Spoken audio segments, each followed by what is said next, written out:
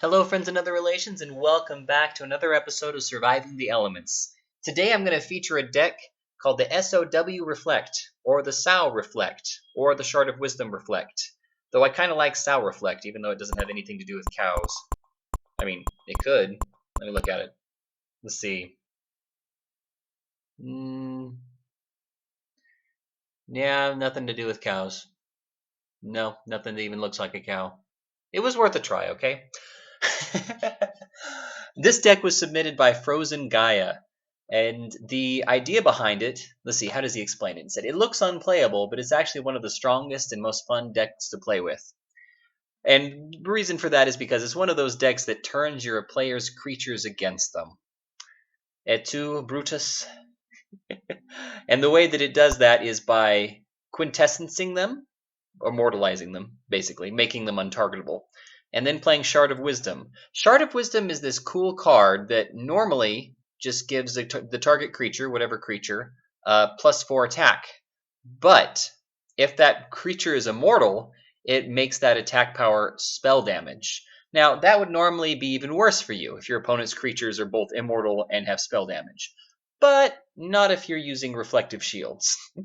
Shields that reflect spell damage against your opponent. So, let's see how it works. Even though there's no cows. There is no cow level on Elements the Game. I'm sorry. I've searched for it, but it's just not there.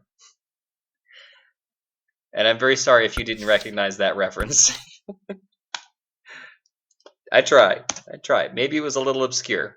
This is a gaming community after all, but not everyone's going to know it, I guess. It's an older game. And I've never even played it, so I don't have it. So you don't have my excuse. Okay, yeah, not enough. So anyway, Reflect's in place. So our next move, naturally, is to Quintessence the Scarab, and then Shard of Wisdom. SOW, that Scarab. SOW, the Scarab.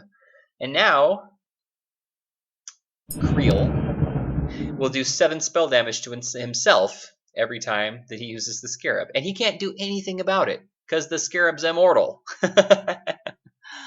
Which is beautiful, and I love it. Anyway, I'm going to play the Electrocutor so that I can get rid of this guy's Endow before... Oh, never mind. You know what? This actually makes him more powerful, and therefore I'm even more inclined to have him as an ally. Unfortunately, I'm not growing the ether very quick here. Oh well. It'll come. Okay, now I've got enough. Perfect. Now, this isn't quite as cool as the whole... what was it? Liquid Vampire, Antimatter, and Adrenaline. But it's pretty close. It's pretty up there, in my opinion. It's simpler, it's a bit more straightforward and easier to play.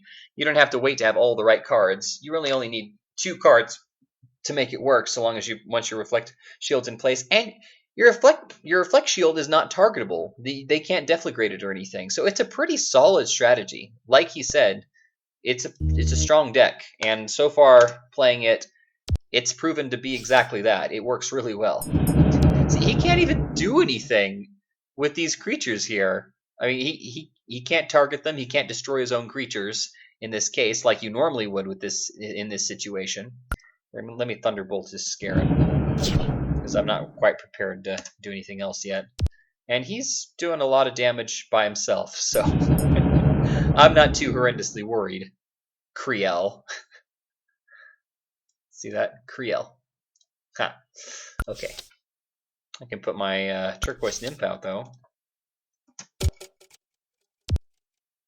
I wonder if he can still use the creature's special abilities this way. It'd be interesting to find out. Well, regardless. You know what? I'm going to go a little out of the pattern here, and going to make the Turquoise Nymph immortal, and then Shard of Wisdom her, because then she can get past this procrastination shield. Okay, immortalize. Shard of Wisdom. Perfect. You are so dead, Kriel. Anyway, the deck is so simple. I didn't even really need this whole game to show you how it works. But, yeah, it was fun. Ooh, that was close. Too bad this is trainer. Anyway, thank you, friends and other relations, for watching. I hope you're having a great day. Please check out the link to the deck post in the description, Frozengaia. Thank you so much for this suggestion. It was an awesome one, and I'm so happy you did it. And what was I going to say? Oh, yeah. Have a fun weekend. Go on a fun adventure, and I will see you anon. Bye.